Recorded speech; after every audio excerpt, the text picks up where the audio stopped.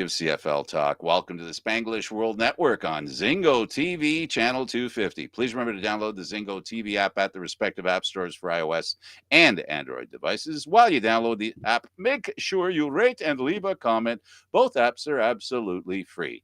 Zingo TV is available on Google Chromecast, Amazon Fire, Fire TV sticks, Roku sticks, and also on all smart TVs 2016 forward.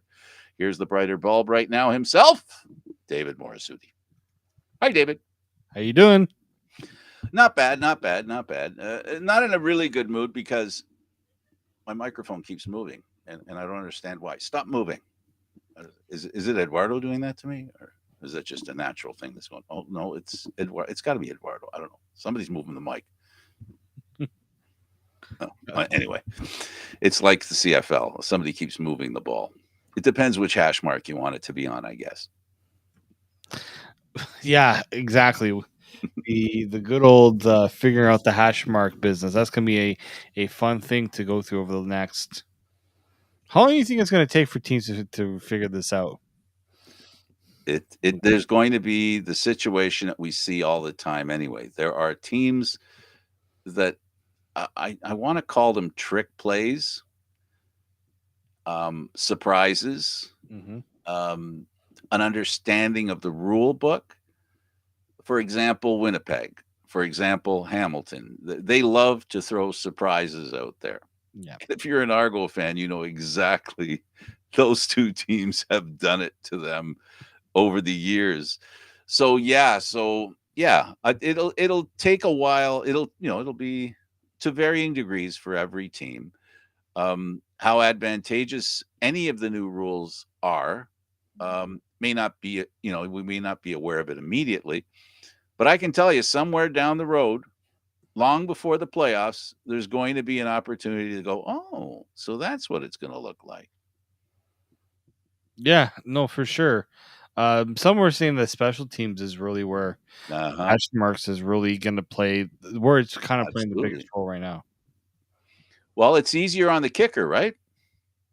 Yeah, and it's interesting because you kind of want to get more points. So why are you making it easier for the kicker when you want? Well, you're getting more points when the kicker's getting 70% of your points, and you make it easier for them. That you're starting at a higher percentage of the total points. That's just a joke. I'm just kidding.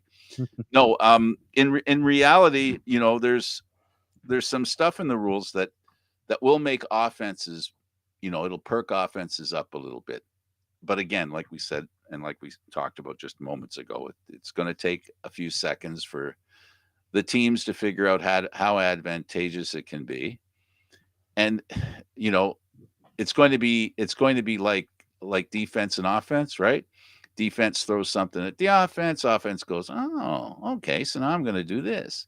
And then the defense says, oh, you're going to do that? Well, I'm going to do this. Now you've got a whole new set of rules where, coaches can play. So I hope they do. I hope they take advantage of of these new rules.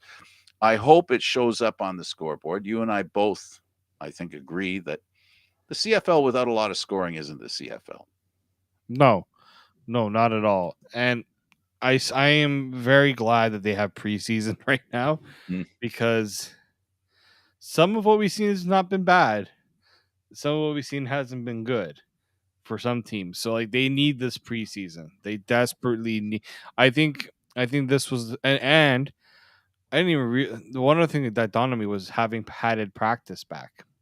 Yes, and that's another thing I think a lot of people. I know why the players fought for it. I know why the players benefited from it, but also you look at how other football leagues operate, that you have to kind of think about what makes other football leagues thrive. I mean, I don't know if padded practice makes the biggest difference in the world, but it certainly does. Whatever you can do to simulate as much game action in practice, because these guys don't practice, they do practice for a good amount of time, but it's not like they're, they try to get as much out of these practices as they can because of the window that they have to do it. So yeah, I think these little things, hopefully I think the expectation for me is I'm not expecting these little minor things to lead to massive improvement, right? I'm expecting it to come from the quality of play from the players itself rather than rule changes to Yeah, drastically change this. you want it to be incremental, right? Like, a little bit here and there, just like a football team, right? Moving down the field. I've got a great way of describing, and I've never played golf with you. I don't really know anything about your golf game. I don't know anything about the way you dress. So I'm going to go out on a limb here and suggest that when do you really feel like a golfer when you go to the golf course? As soon as you put on the shoes. Hmm. Right? That's the first moment you go, "I'm actually going to play golf." So, and I think that's the same thing for football players. It's not about the equipment and it protecting you.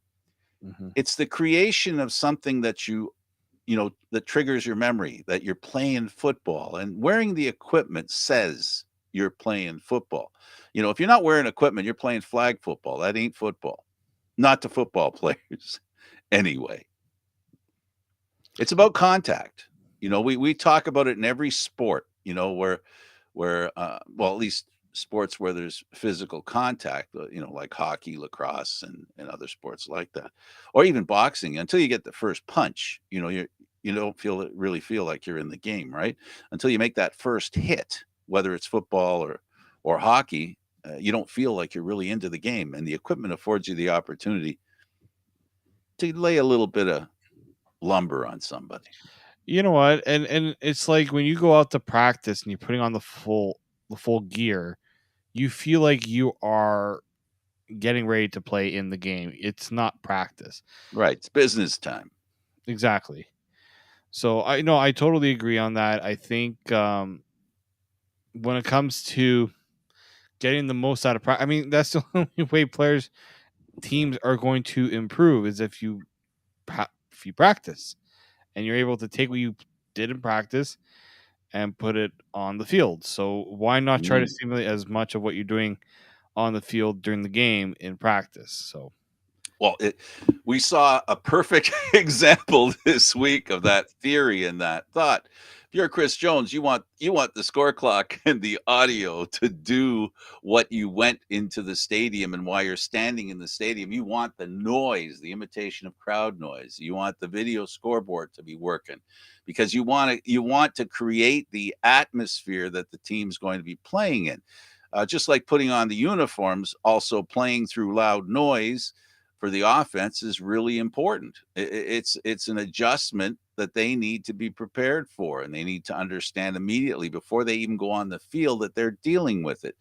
It's not something that you just it naturally happens. So, like everything else, you physically have to. They call it a run through for no other reason than that's what it is. It's yeah, a run through.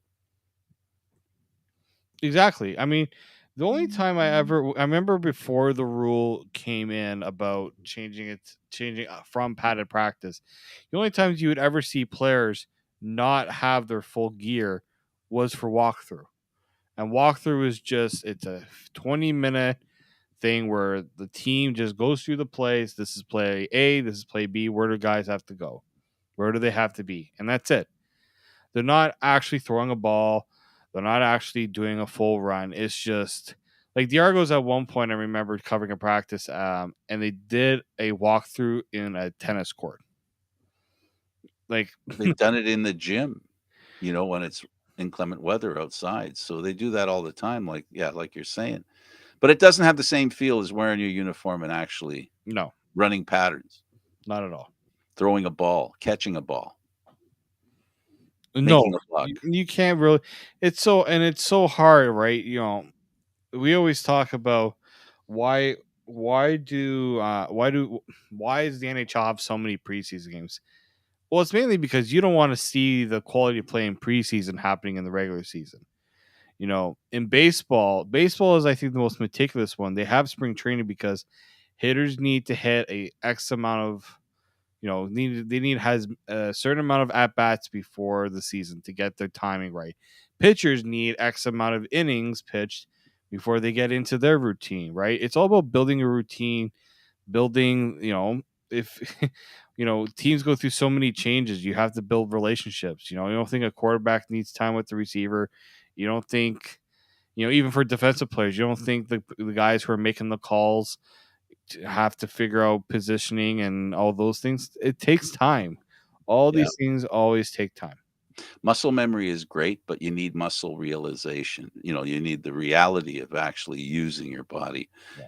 and watching how it, because let's be clear, every athlete's a fine-tuned machine. So, in every fine-tuned machine, at Indy, they don't just start the cars and go around in circles. They No. have, they have practice runs. It's all the same thing. You got to get the machine going. You've got to make sure the machine is running the way it's supposed to. If there's any issues, you need to identify them before the games are real. That's why they need the extra, the innings pitch. That's why they need batting practice. That's why they have fielding practice. And if you look at the Blue Jays and the place they've created down there in Dunedin, you get a real indication of what practice, preparation, execution, what it all really means and how complicated it is, and good for them. Let's talk about the first game. The first game of preseason was Toronto going into Ottawa. Um, was a little bit of an adventure for them to get there. Um, my quick summary of the game is that it was a very intense game, mostly for Ottawa. And I'm going to write it off to you and I have been talking all off season about Ottawa and the work that they've done. They really wanted to show, the staff, the fans, everybody out there that, oh yeah, they really, we really made some changes, and they did a great job in literally displaying all the changes, including Mazzoli, which, normally, the Argos didn't use McLeod Bethel Thompson at all in that game. Mazzoli came in and played there for a bit.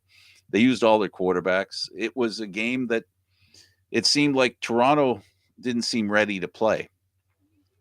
And and then it seemed as they weren't ready to complete the game either. Yeah, defensively they looked pretty good, right? Offensively, um, yeah, a lot to be desired, right? We know that this is a team that is trying to make up for a pretty, what they were. It was a good season for them, but they knew they left a lot out on the field, right? They sure did. This was a team that was making a pointed effort in saying we need to get more plays down the field. We need to be able to push those long plays. And I even said you got to get the quarterback that's able to give his receivers a chance to make those plays. Unfortunately, I mean, for in this game, Chad Kelly did that. Pretty sure it's one of the first plays of the game. He threw a long pass down the field. That's what the Argos need. That's what teams need.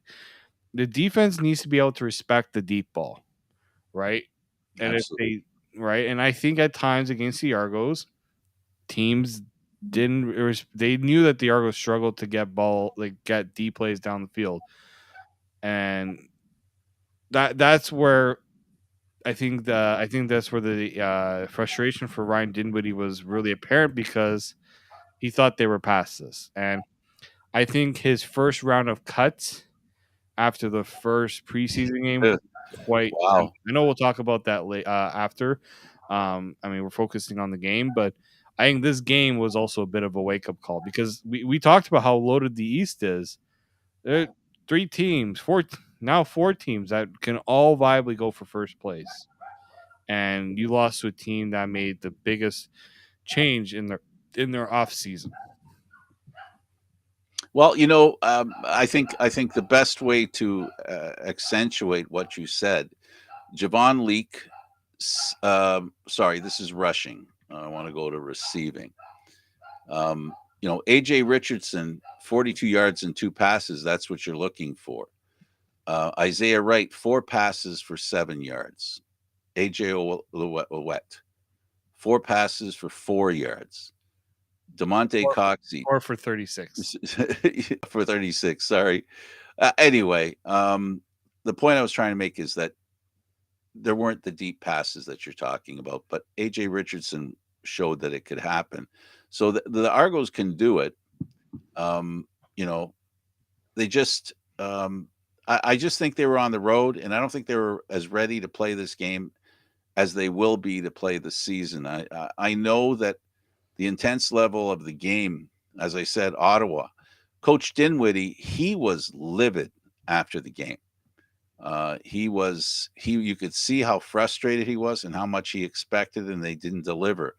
Um, I can see that he's a very intense guy, Hmm. but this was just an exhibition game, right? It wasn't.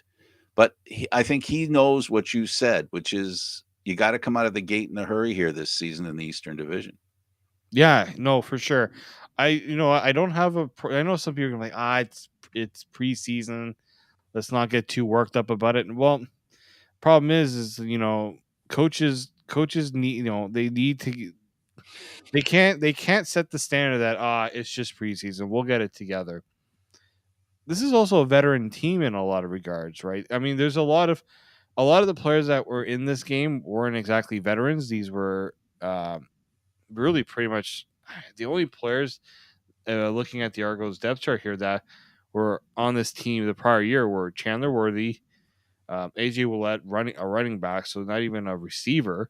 Like, these were a lot of newer guys too, guys that they're giving an opportunity to, and I think there was a bit of a message that it wasn't good enough, right? And we're going to see in the second game, we're going to see a lot more of the starters get their chance, and maybe that's a bit of a message to them too. You know, you Well, guys, they released Antonio Pipkin, so they're saying, and Chad Kelly's their number 2 guy. yeah. I know we talked about it a little bit, and and you want a guy with some CFL experience, a lot of guy with experience to be the backup, but I'm more of a give it to the best player, give it to the guy that's going to give you a little bit more. And Chad Kelly, even though we only didn't, it's only a limited amount of time we saw him on the field, but I see a guy here that wants to make plays, a guy that's trying to do all the things that are necessary to be successful.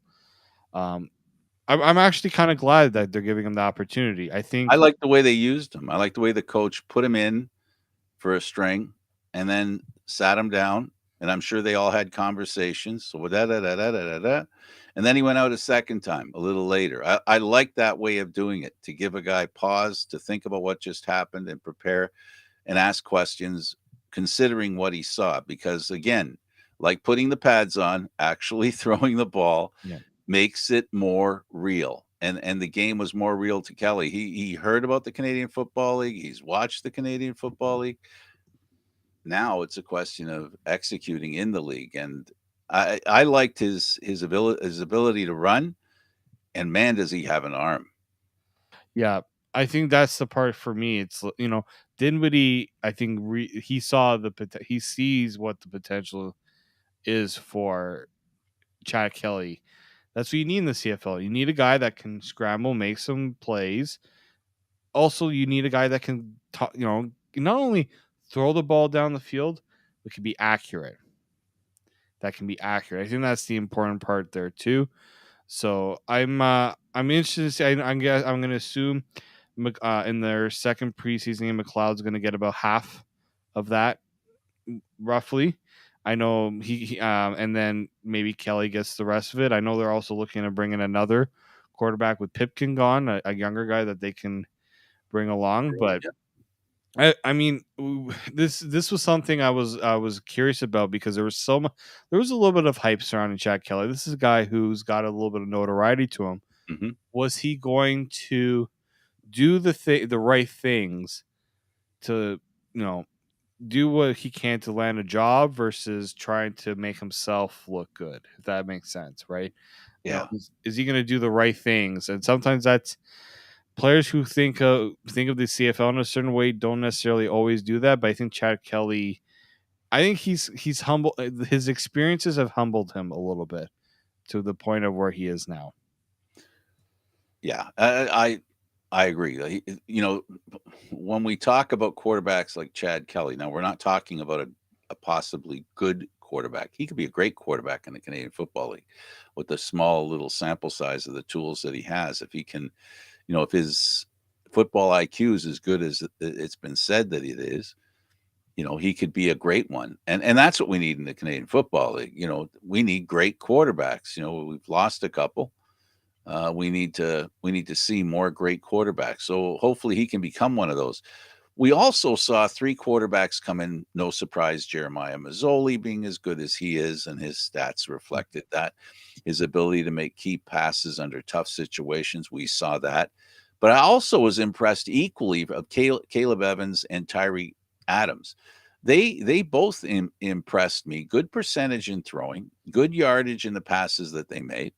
They looked really good. Yeah, it just didn't land to a lot of points, right? You No, know, I know it's the first preseason game, but I think for Ottawa, it's not just important to get Jeremiah Mazzoli going because we know what he can do. It's who's going to be the guy behind him. Who's going to push to be the guy behind. I'm going to assume Caleb Evans will have the inside track. inside track because of what he did last year and his and all those things. But I think there could be some. Ottawa will be very interesting because we also know Jeremiah Mazzoli hasn't been able to stay healthy, so that backup position is going to be very important for them. Yeah, absolutely. I I was impressed with you. You talked about how impressed you were with the Argo defense. I have to agree, the Argo defense was really good. Also was very impressed with the desire that Ottawa played with, and I really think they looked really good too. Now they listed both the quarterbacks at 6'2" for Ottawa. The difference being that Tyree Adams is 185 pounds. Not a big guy. No, Does that no. matter to you?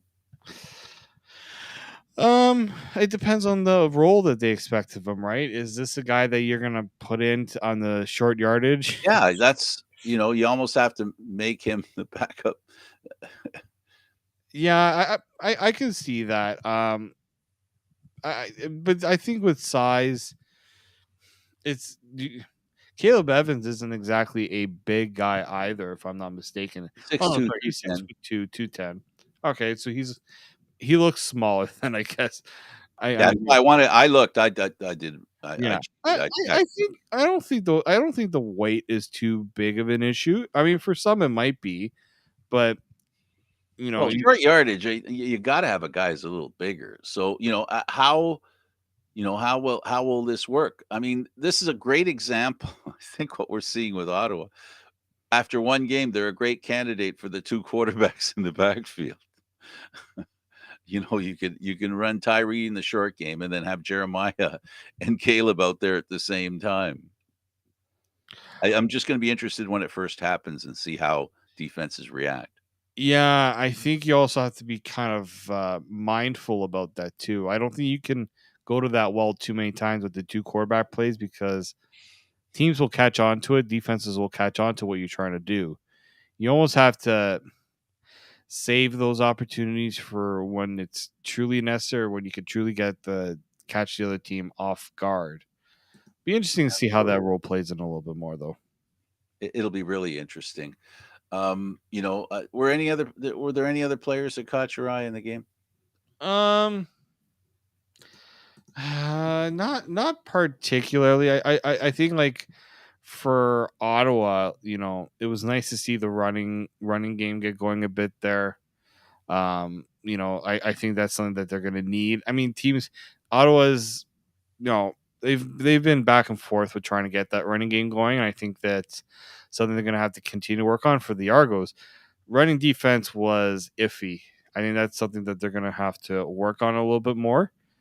Um, but yeah, I think it wasn't too. Yeah, there wasn't really too much where no one really stood out in a big way, but there wasn't anyone that was just totally brutal either. It's kind of an okay game for both teams, I would say. Yeah, their defense was obviously for both teams was very good. Couple of touchdowns. The Argos, um, you know, it seemed like they really. I hope they find a way, pun intended, to be on an even keel. Hopefully, the coach, um, you know, uh, to be as frustrated as he was is not a good sign. That's not a good sign. It's not, but I think if you do it the right way and you pick your moments. Yeah, he didn't do anything wrong No, no, no. at I all. don't think so No, either. but I'm not saying that. But what I am saying, there's an inflection point when it comes to anger, and we haven't seen anything negative as far as that's concerned. But we can see that he expects a lot from his players, and that's can be a really good thing as far as the players understanding how serious the coach is. Mhm, On the other hand, you've got a team who has you know a lot of they have a lot of room to grow, Ottawa. So you have a team that ended the season in disappointment against a team that ended a total season in disappointment. But Ottawa, has a lot of room to improve, and that's something I think that's really important for them. And they did a good job of beating the Argos 23-17. But we'll remember that this is mhm, just an exhibition game, and I know they mean a lot to players who are trying out for the team, but that's all they are. They're preseason games, and the key to the preseason game is you don't want to play bad enough to be, shown the door. Our next game is Winnipeg hosted Edmonton, and they lost 30-20. Edmonton's another team that needed to and did make a lot of changes. The biggest one, Chris Jones. I joked about the fact that the audio and the scoreboard didn't work, and he got really upset about that because he's a detail guy, and that's why he did that. So Nick Arbuckle went out there. He was 9 for 10, threw for 145 yards. We asked this question all off season: who's going to be the starting quarterback for the Edmonton Elks? good start for him, huh? You know what? I think I continue to believe that this was Chris Jones trying to light a fire under Nick Arbuckle, Absolutely, that's what it was. right? And look, we know what this Winnipeg team they're the ones that's gonna have the target on their backs again this year, and I think it was a good thing to see Nick Arbuckle, put up the production that sort. I still think he got a bit of a raw deal in Toronto just because the opportunities weren't exactly. He had the injuries and he was in and out with games as well. Didn't really get a chance to really have a. There were rumors that he wasn't vaccinated. That was the reason why he went. And if he wasn't vaccinated and that's why he went, that would have been something that, you know, wasn't a football issue, right? And that's the one thing about the pandemic that bothers me, and I'm glad we're not there anymore. At least I hope we never get back there again, is where it's not about football. And that's something, Mhm. now Nick Arbuckle is in Edmonton with a great opportunity with a team that's on the rise just because Chris Jones is the head coach and GM. Even Kyle Oxley looked pretty good, 9 of Yeah, 11. and we got to see Trey Ford, the first round pick. I'm Yep. thinking this is going to be a player that you'll see the two QB use quite a bit because he's someone that that can make plays with his legs. I think they're going to use him quite a bit in that regard, just to get him on the field. It's going to be a good thing to see because this is an exciting prospect. I know that I heard from some sources that the Argos were considering Trey Ford, but they didn't think he was going to go that early. But Edmonton decided to pull the trigger on that. But very excited to see what he can do. And if Nick Arbuckle's the starter, as we are pretty much, we're gonna put it in pencil because it's still Chris Jones. We can't put it in pen just I yet. think it's him. I think it was Um, always him. And Chris Jones is he was he he created a quarterback controversy that extended beyond his own team. So, yeah. when it comes to quarterbacks, he has a lot of fun, and good for him. Have fun. Quarterback that was in there for Winnipeg, Dakota Prukop, a guy that we know from being in Argo camp. I've always liked this kid. Again, not a very big player, but Mhm. he seems to have the makings of being a big play quarterback. Now he was only 5 of 14, 35.7. Wasn't as accurate as we like to see. Wasn't the statistics didn't jump out at you, but I'll be interested to see him do okay. Drew Brown is the backup, and he looked pretty good. So and Winnipeg, of course, um, you know, this is the two-time Grey Cup champ. Preseason games are harder to get up for when you've won two Grey Cups back to back. Yeah, I mean, it is, and their starting quarterback didn't play, so that you always take those games with a bit of a grain of salt. Absolutely. Good to see Nick Dembski continue to show why he is one of the underrated players in the league, in my opinion, in terms of receivers. I don't think he gets talked about enough. I know you talk about him, Okay, but sorry. others. I feel like he doesn't get talked about enough, especially in that Grey Cup. He was very vital for them. Key Yeah, player. I'm interested to see which team in the West decides to step up and try to challenge the Elks a bit here. We And haven't they seen we unfortunately we haven't seen Saskatchewan play yet, not yet. Next week.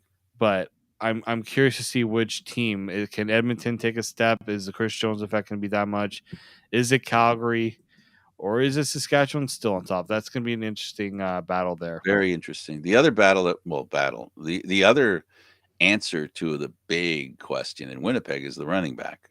Right. Johnny Augustine, 6 carries for 54 yards, an average of 9 yards. Wow. They're looking He for can keep something like that going. But then, they've got the team that knows how to block, not to take anything away from Johnny Augustine. But, Winnipeg is a really well put together team. They have a great system, one that won two Grey Cups in a row. And Johnny Augustine just has to carry the ball, literally and figuratively. I think the impressive thing about Winnipeg is that they're doing it with Canadian running backs, both Johnny Augustine and Brady Oliveira. That's that's very impressive in that regard because Absolutely. they just let a future CFL Hall of Famer, probably arguably the best Canadian running back of all time, they let him go, and they still have two other really good Canadian running backs that average over. I always look at if they can average over 5 yards a carry, that's pretty decent, especially in the CFL when they only get 9 carries in total between those two running backs. Oliveira 4.6 over his career, so he's very close to what you want. Exactly. And he took a bit of a dip after that first game, his breakout game, but I'm very curious to see which one of them gets the bulk of the carries. I know that maybe they do it by committee, as they're both Canadians. They can kind of have a bit of that flexibility there. But yeah, that's I think continues to be a strength of Winnipeg is finding those really impactful Canadians in those positions that necessarily don't always go to Canadians. Absolutely. Absolutely. Um, Look at Cadwell Ader, Tanner, Caldwell Ader. He um, led the team in tackles and defensive tackles, a Canadian from Georgetown, Ontario. He fits the description you just mentioned. Exactly. No, for sure. That's why Winnipeg has been able to sustain this run of dominance is because they have these Canadians that they keep trotting out every year. So I am yeah, How I'm you very win? yeah, for sure. And I don't know if I didn't watch enough of that. I watched the game, but I didn't watch enough to see if we saw the two brothers playing against each other.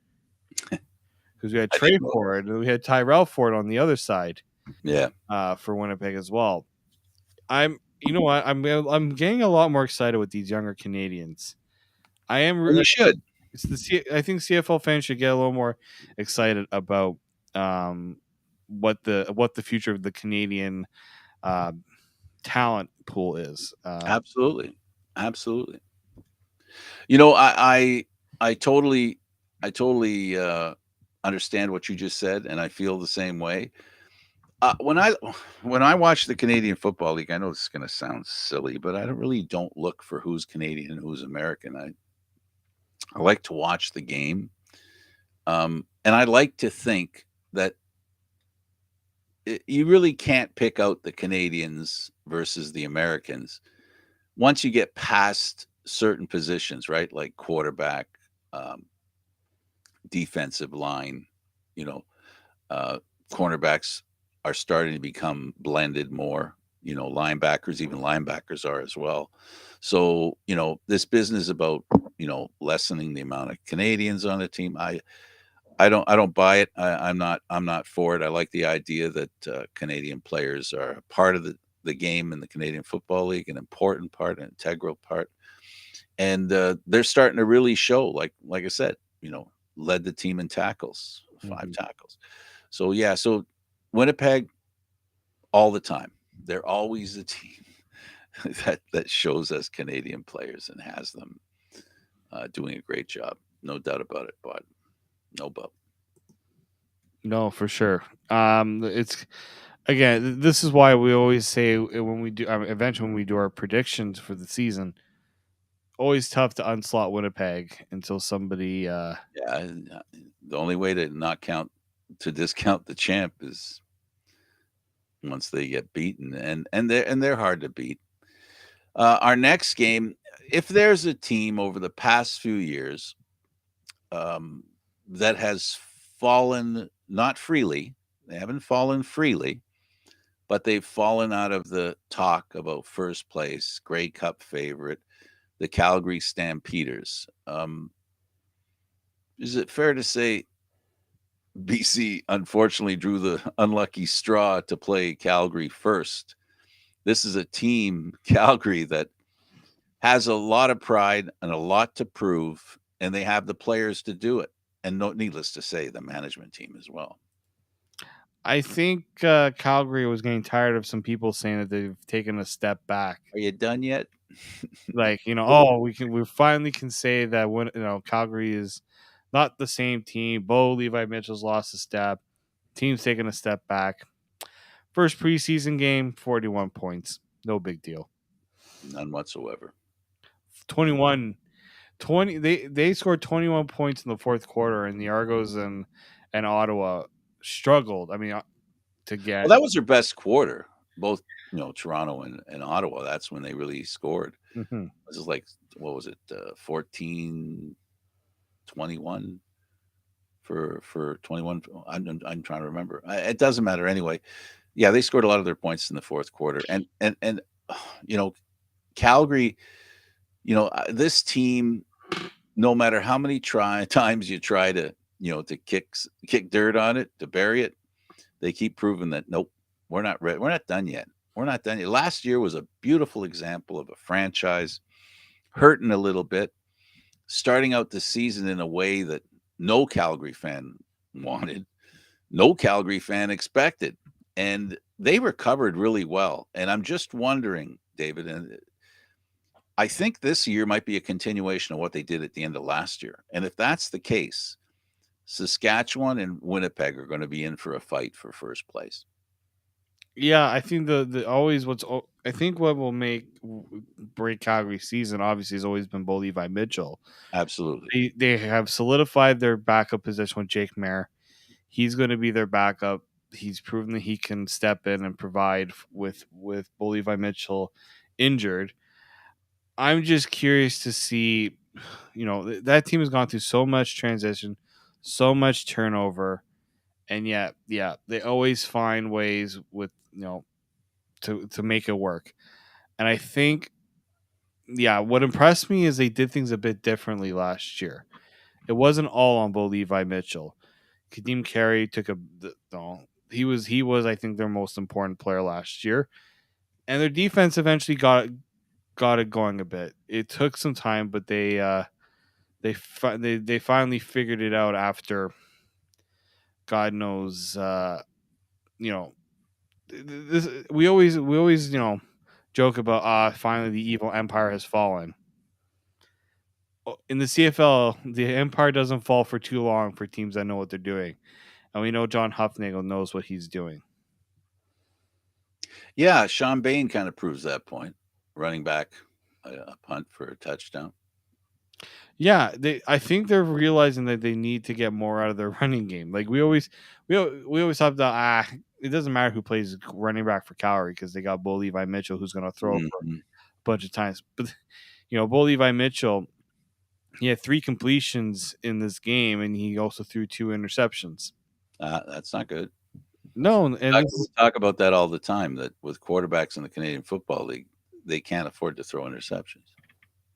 no, right? And on the other side with BC, the score maybe doesn't totally indicate everything that you saw in this game potentially. I mean, special teams played a huge role in this game, and it's preseason, so you always have to kind of take things with, again, you take things with a bit of a grain of salt. But 6 points, I mean, they did score a touchdown, but 6 points in a preseason game, big yikes for me. Oh, I think we lost Frank here for a moment. Yeah, and then I also look at the thing with BC, and we'll talk about this when Frank gets back. Michael O'Connor, I was impressed with him. This is a guy who's finally trying to find out, you know, can he be at least in the position to play some games in this at the CFL level. He did pretty well. Completed over 70% of his passes for 151 yards and a touchdown. I did like that from him. I'm curious to see. I still think that they need a veteran quarterback in BC. I know that that's something that they might look into because Kevin Thompson, unfortunately, did suffer an injury, and so I do think that that's a team with 2 young quarterbacks. I do need a veteran in there. Um, and maybe this was a bit of a humbling experience this game. To lose a game 41-6, they punted the ball 6 times in this game. It's quite a bit considering Calgary did 4 times. Not too bad of a discrepancy in that regard, but I think BC is still, there's fundamental flaws in my opinion with this team a little bit. You know, special teams, you can't have gaps like that. You can't give Calgary opportunities with the special teams to take over as they did in this game. You had a punt return go for a touchdown. That kind of, kick-started everything for them. They had one missed field goal return for 45, another one for 36. That's not going to be good enough. And this is a BC team that new ownership, they're trying really hard to push things forward. And so, oh, Frank, do we have you back? Yeah, no, I've been listening to you for the last little while. Yeah. But do you agree that this is a little bit concerning for BC, considering this was supposed to be a new owner that wants Yeah, to make BC the next destination? they were a little more aggressive. They crossed the line too many times. 13 penalties for 145 yards. That's a lot of penalties. They tried really hard, but they weren't disciplined. And the penalties are just an example of a lack of discipline. I think that lack of discipline showed up through their whole game. And I think that's, in my opinion, that's what I think their problem was, is that they lacked discipline.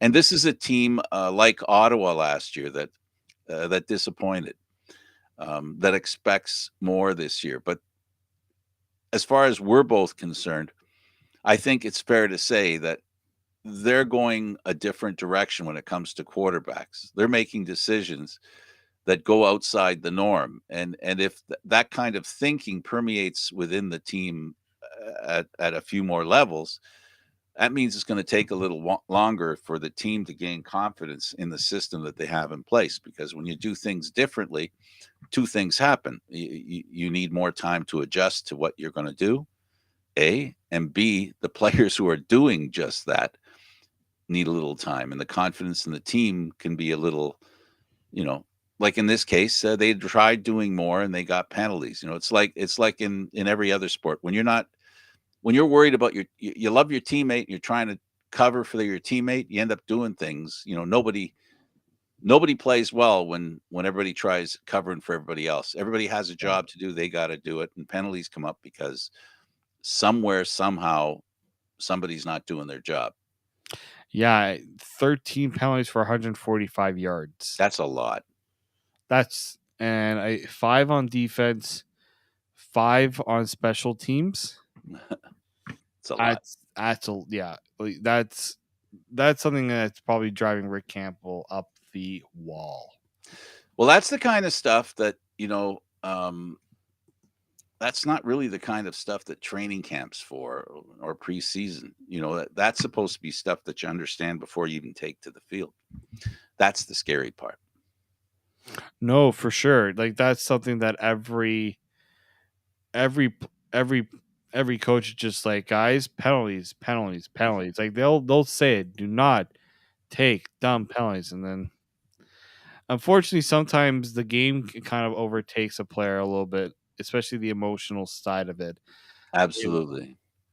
So I think there has to be a bit. You have to be a bit sympathetic at times. Some players, especially preseason, they try to see what can they get away with as well. Absolutely. Absolutely.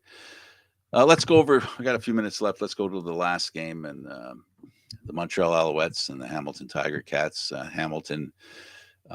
We had our friends. Aaron was at the pregame, the tailgate. Hamilton does one of the best. A shout out to all those folks at the Hamilton tailgate. It's always a lot of fun. I always look forward to going to those. Um, Trevor Harris looked good, 9 of 12, 75%, 124 yards, a TD, no interceptions. Even Dominique Davis looked good as well. They just didn't look good enough. Mm-hmm. In the fourth quarter, they were outscored, they outscored Hamilton 8-6, but they still fell behind by 2 points. So this was a game that could have gone any way. And Hamilton is always very tough at home.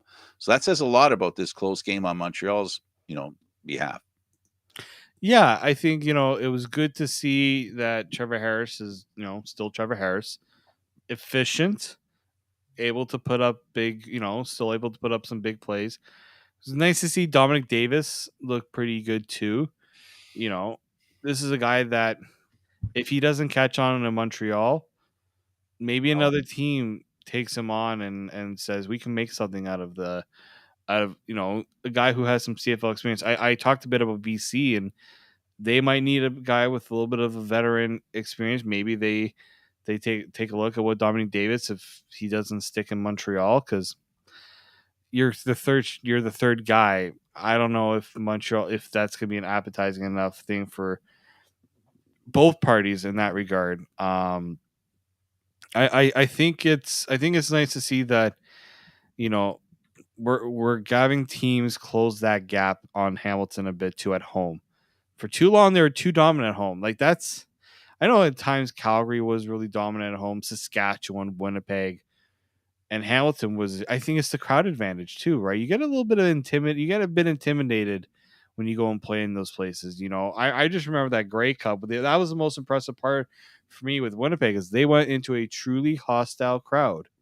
That was 90. Okay, I'll give it Winnipeg a little bit of crowd. I'll give it 85% Hamilton fans at that Grey Cup. And Winnipeg did not let that become a factor in the game, right? And so absolutely. I think maybe this is a bit, Toronto had finally beaten Hamilton, and they got the Regular better of them. season, yeah. Montreal came close in this one. They've come close to another game. So if I'm Hamilton, it's good you got the win, but now are you a little worried that teams are starting to close that gap on you a little bit and taking away Uh, some of those advantages? well, I see that Matt Schultz got a chance to play. Good for him. 3 of 4, 75%, 20 yards. Um, I like this kid. You know, he's a great opportunity in Hamilton because Hamilton plays the way he likes to play. He's a very aggressive quarterback, and he's a guy who loves making plays when plays are broken. He's Yeah. he's a real fixer. So he looked really good, and I had some friends of mine, the Hamilton fans. The first thing they said to me is, "Well, we like this Matt Schultz kid. Wow, he looks really good." Yeah, he does. He's a really good player and was great in Montreal. And wasn't he here in Toronto for a coffee? Good question. He came here to Toronto for a coffee. I'm not exactly sure. I Am don't. I thinking of him? No, you know what? It's not him. You're thinking of someone else from No, Montreal. I'm thinking of Pipkin. Well, I'll tell you this: the other quarterback, Jalen Morton, is a big kid, 6'3", 237 pounds, 24 years old, really young guy. Um, Again, this is maybe another guy that will get that. Because we know Hamilton likes to do some interesting things on the field. He had 4 carries for 52 yards and a touchdown.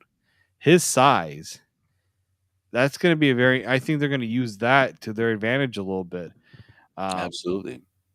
They don't want Dane Evans running the ball as much as he did. He's taken a bit of a beating the last few years. So you got to find guys that are going to be able to do it and take that load off of him. Schultz was actually pretty good on himself, right? He also had a touchdown on the ground. Yep. So it's going to be an interesting battle in Hamilton for that backup role because it's going to, again, they've proven that they've needed 2 quarterbacks to get it done. So, and they don't have the safety net of Jeremiah anymore. They need someone else to step up. So it's good. That's a backup positions. I'm very curious about them all across the league because we have seen quarterbacks go down. We've seen guys have to step up. Which team is more prepared for it? That's what I want to see. Yep. Next week, the first game next week is Winnipeg and Saskatchewan. And just because you miss Saskatchewan so much, they play twice next week. Oh yeah, then I'm sure Craig Dickinson loves that. Oh, we don't play, and we played twice in a span of a few days. They play the Tuesday and they play the Friday. It's exhibition. It's exhibition. At least they have 2 different, Yeah. teams that they can put out there. But coaching staff, it's like we got to prepare for 2 different games in the Yeah. same week. Reviewing is going to be a little harder, right? Like for them, the game film diagnosing and tearing it apart is going to be interesting. But somebody, 9 teams, once Halifax is in, we'll solve that problem. So every team can play every week, or 2 teams can take a week off and nobody gets hurt. So it'll be interesting at that time. For now, this is what happens. Look at the Argos don't play in week 1.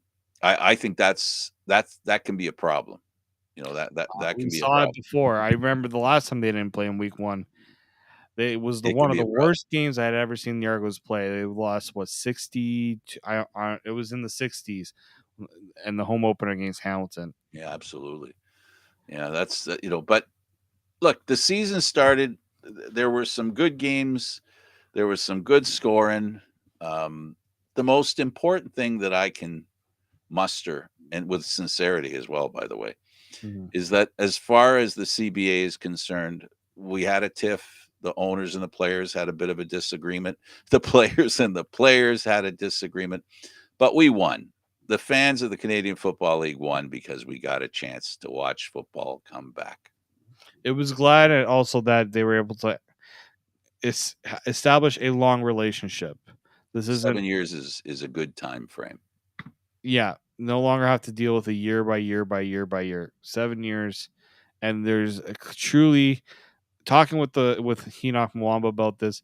They truly feel like partners now, more so than ever with the CFL and trying to grow this game. I know there was a bit of a battle and a bit of division within the CFLPA, but I think I think they all got their issues out there, and I think that's the important thing. Absolutely. David, thank you for this. As always, I'm glad that we finally get to talk about games. Absolutely. For David Morassutti, I'm Candid Frank Stanisci. Thank you for watching CFL Talk, airing live Mondays at 9 p.m. Eastern Standard Time. The show can also be heard on the Spanglish World Radio Network. For CFL Talk, news, entertainment, and other sports programming we offer, please check out spanglishworld.ca. Spanglish World. Watch it, hear it, read it, download it, and live it. Thanks for watching, everybody. Ciao for now.